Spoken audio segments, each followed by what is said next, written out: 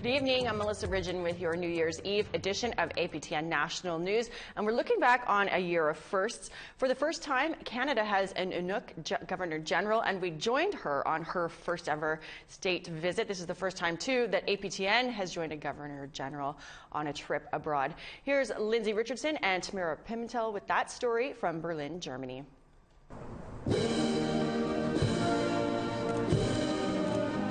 Mary May Simon arrived to a Queen's welcome in Berlin, or at the very least, a welcome worthy of the Queen's representative in Canada.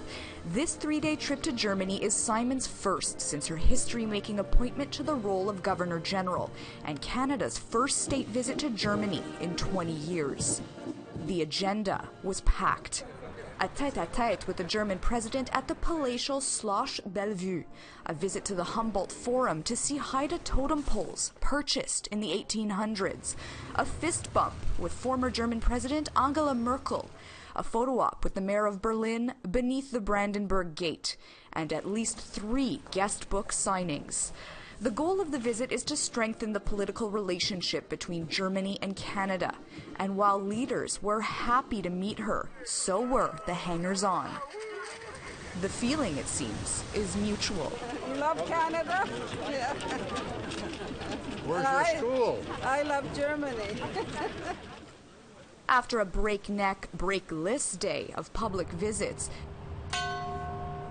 just past the stroke of 7, the day ended much as it began.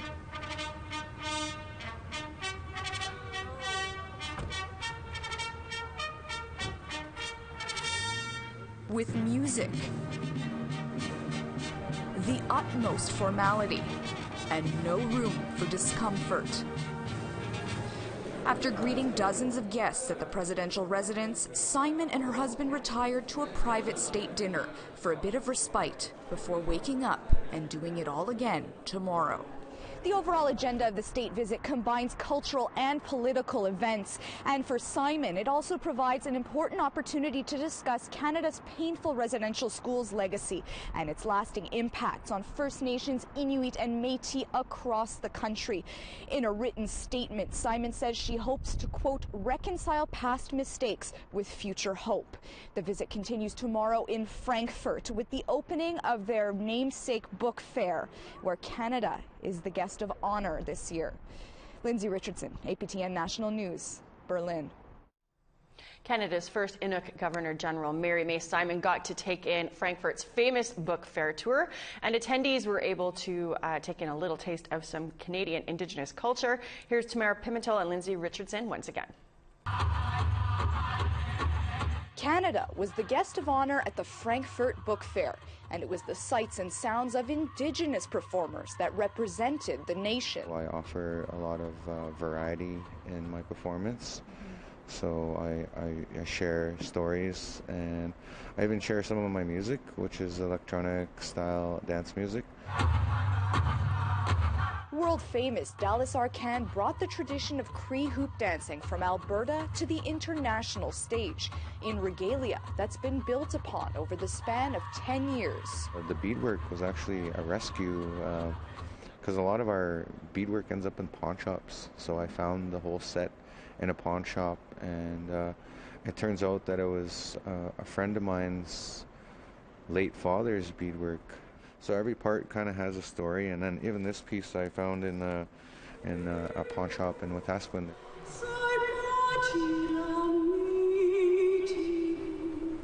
Inuk soprano Diantha Edmonds' performance showcases Nunatsiavut heritage. Classical music has been in Labrador for 250 years. And so this is something that not everybody knows. It's something I'm really proud of, and I like to share it as far and wide as I possibly can. As far as Germany, where opera is prominent while wearing caribou fur and antler. Felt really good to sing wearing it. I honestly felt grounded, and I felt like my ancestors were with me. That's what I want you guys to sing. Got that? No problem?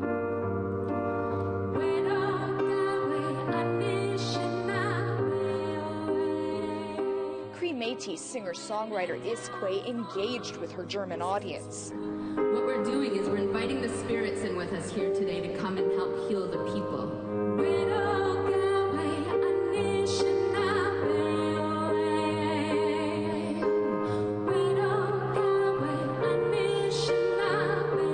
Being able to connect through song, through that, that place of spirit, I think is a nice way for us to find each other. While wearing this symbolic red dress. Lyrics aren't about pain, it's about, from the side of healing, right? So yes, there's, when we heal from something, there's this element of what was uncomfortable or painful or whatever it might be, but the focus is on the healing element, not the painful element. For these artists, the regalia, the performances, it represents not only Canada, but Indigenous resiliency. When people ask me how did I get here and how did I get to the book fair or how did I get to Germany, I just tell them that it's divine timing. It's I'm meant to be here. This is where I'm at in my journey and my path. And when I'm getting a standing ovation while I'm performing, I think I'm just doing my job. Res life can be tough, and I'm not just a city native. Like I've lived both worlds, so I know how far behind things are in the res. But we just gotta not give up, keep making progress, and keep looking forward to the future. Lindsay Richardson, APTN National News, Frankfurt, Germany. We need to take a break, but when we come back, another first. Canada's Governor General wears sealskin on a state visit in a country that has been a little anti-seal in the past. How did it go over? Stay tuned.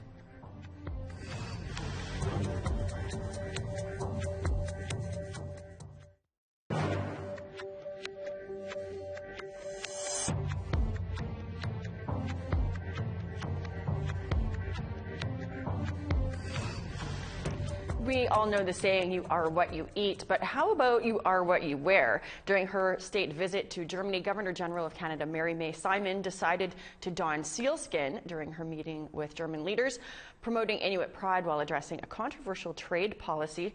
Lindsay Richardson explains. Under a black sky, Canada's guests of honor pulled up to Berlin's presidential mansion, donning their finest black ties and evening gowns. Governor General Mary May Simon came equipped with a conversation starter, this necklace, which she wore again in a sit-down interview with APTN News. It's from Iqaluit, and I had a friend bring it to me because I wanted something to wear in Germany that was made from seal. Hailing from the northern Quebec region known as Nunavik, Simon's worn Inuit culture on her sleeve since her appointment to the role in July. But in Germany, where sealskin has been banned since 2010, Simon's stylish choice makes a statement. That we depend on the seal for food and for many other things, and also for the fur. So we use the whole animal. When they ask me about my necklace, I get to talk about it like that. So I'm educating people in Germany about who we are, as well as learning about Germany. So it's been a really very good dialogue. In 2021, there are 36 international trade bans on seal products worldwide. They're most common in the European Union. Germany once had the second largest market for Canadian seal pelts.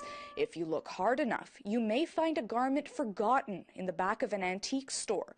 European disapproval is easier to spot. Canadien assassin. Eh bien, c'est fini, ça doit cesser. The 2016 NFB documentary Angry Inuk looked closely at this fallout, how it fuels poverty, and how it affects international perceptions of Inuit culture.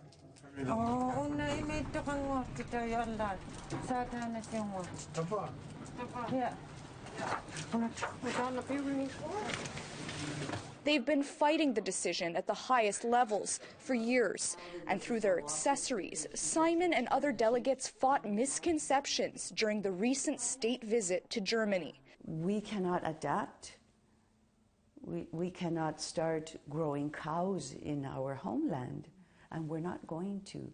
And we're not going to change that because another culture is telling us that we should. Lisa Koperkwaluk hails from Pavernatuk, a community also in Nunavik. An Inuk of many titles, she served as de facto cultural support for Simon in Germany, proudly wearing seal all the while. I really want people to know that it's part of who we are. I want it to be seen that I support our Inuit harvesters. And if people ask me, oh, what is this made of? And I say sealskin, and say, oh, poor baby seal. And I say, well, poor baby, poor veal, or poor baby pig, you know. It's so important for me to show that it's part of our culture. All past and future controversy aside. Doesn't stop us from showcasing it. We always have done that, and we will continue to do that. Lindsay Richardson, APTN National News, Berlin. Absolutely love that. Good for them. Well, as part of her German tour, Governor General of Canada, Mary May Simon, stopped at one German museum focused on undoing stereotypes and feeding the country's passion for First Nations culture. Take a look. The totem pole is an icon of Northwest Coast First Nations. They depict the stories and deeds of families and clans, or the missing and murdered, sometimes symbolizing reconciliation or nation-to-nation solidarity against land exploitation. Though it's strange to spot them across the country in the east, stranger still spotting them 8,000 kilometers and an ocean away, here in Berlin, where two coastal totem poles are the featured items of a North American pavilion set to open at the Humboldt Forum in 2022. The red cedar totem poles have been in storage for more than 30 years. The origins of one still a mystery. We don't know anything about the producer or any owner. What we think is that it was commissioned by a British trader, Robert Cunningham, and that it maybe was already adapted to European tastes. The second was purchased by a renowned explorer who brought more than 3,000 coastal items back to Germany. The collector, Adrian Jacobsen, traveled in the 1880s the west coast of Canada, and on Haida Gwaii he bought this bowl from the brother of the first owner, Chief Stilter. And it was carved by the quite renowned artist Charles Edenshaw. Jacobsen shelled out close to $65 for the pole back in 1881. Adjusted for inflation, that means close to $1,800 in today's money. To Zesnik, their value far exceeds their ticket price. If you compare it with costs for logistics or transport, it was much, much less. Especially in Germany, where First Nations items are upheld as cultural curiosities. A passion for Indigenous culture has persisted here for nearly 150 years, thanks to one man, Karl May, Germany's most read author, creator of Winnetou, a fictional Apache warrior, star of the 1960s films of the same name. Mein weißer Vater verlangt viel von Winnetou. Except Mai never visited the Old West, and today his much-beloved character reads like a caricature. There are very different cultures, different languages, different cultural production, and I think that's very important to teach. There's a German word for this phenomena. In English, it translates to Indian enthusiasm. Thanks to Mai, it's rooted in stereotypes. Just ask international hoop dancer Dallas Arcand, Cree, whose community is in Treaty 6 territory. You know, I'm a mixed breed, like a lot of us are. I've experienced that in my previous experience in Europe. I was accused of being an imposter, and they didn't think I was Indigenous, and they asked me why I have colored eyes, and because I didn't look like our ancestors, like Sitting Bull or anything like that. The big thing, though, is I like to bring people to the 2021 of what it is to be Indigenous. Zesnik agrees. I mean, it's not only cultures with feathers and poles. Museums have an important role to play in education. During her time in Germany, Governor General Mary May Simon toured several exhibits featuring First Nations and Inuit historical items.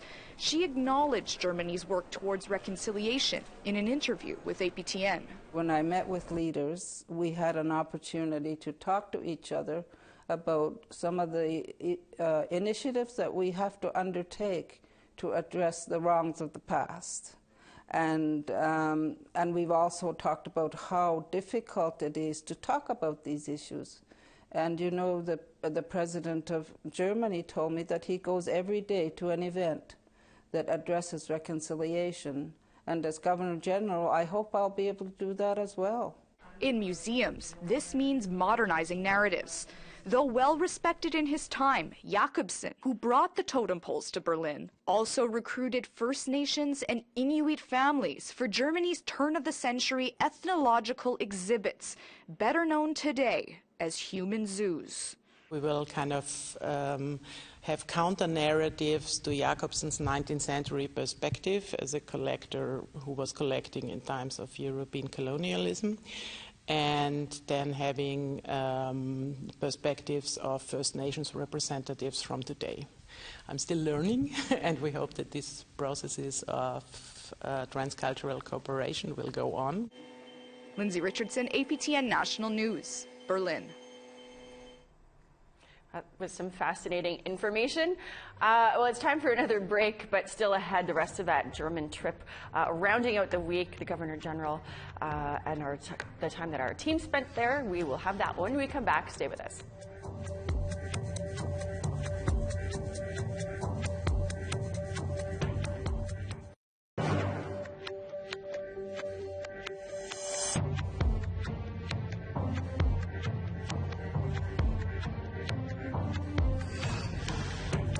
After that whirlwind week in Germany, Governor General Mary May Simon was honored with a celebratory Canada Night brought to life by First Nations, Inuit and Métis representatives from across the country. Here's Lindsay Richardson once again.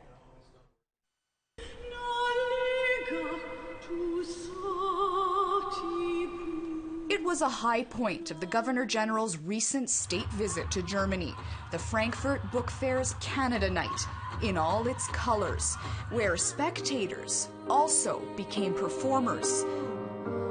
The words are Widow Gawe. You can say it back. Widow Gawe.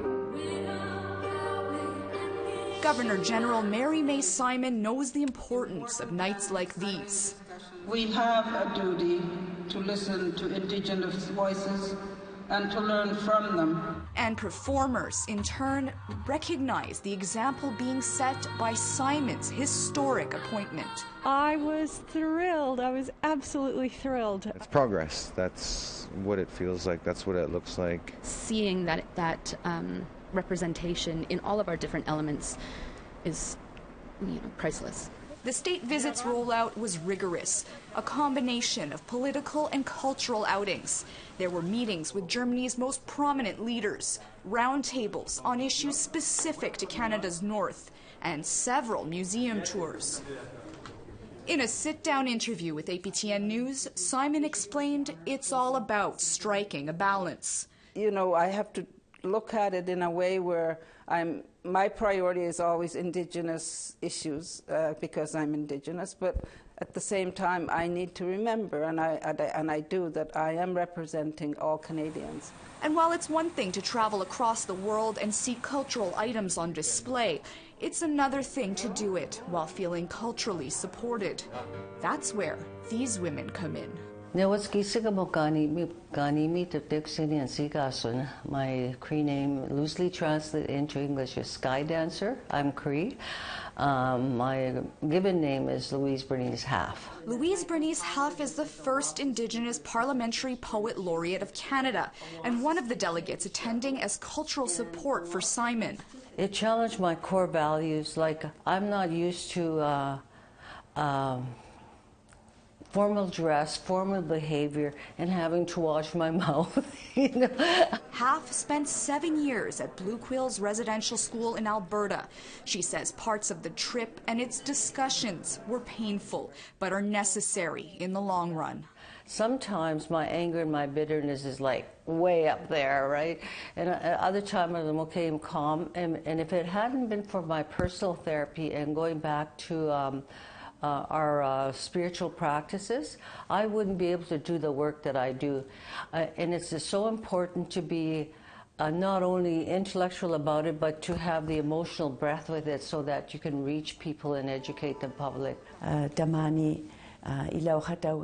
But when you have an Inuk Governor General in office, you also have to represent the far north. That's Lisa Koparkwaluk's area of expertise, speaking to issues specific to Nunavik, while also learning from Germany's efforts to reconcile with its own people. We see that the experience of the Jews here has been particularly hard, and also, in a sense, satisfying, because it's really good to see the efforts that the German society makes to acknowledge the wrongs that had happened in the past. And so it makes me see the possibilities of what can be done to really show and reconcile with past wrongs, just as so much wrongs had happened in Canada. She says Germans had questions about service gaps in mental health services and education in the Arctic, and Simon's northern culture. And we don't want to concentrate on just the terrible things that have happened. We acknowledge them, for sure. But we also want to celebrate our culture, who we are, what brought us to where we are today, and what are those incredible intelligent things that have allowed us to be able to live in an environment that we love. Even half a world away, the goal was to flip the script on Indigenous issues, to ground Germany's fascination with First Nations with facts, while making it clear past pain won't hinder future progress. Tonight, above all, I hope that a small piece of Canada will find a home in your hearts, just as it has in ours. Lindsay Richardson, APTN National News, Frankfurt. Well, that is a look back on Canada's first Inuk Governor General and her trip abroad to Germany, her first. We were there for it. We are pleased that you joined us on this New Year's Eve to look back on it. Have a safe and wonderful night, and I'll see you back here in 2022. Take care.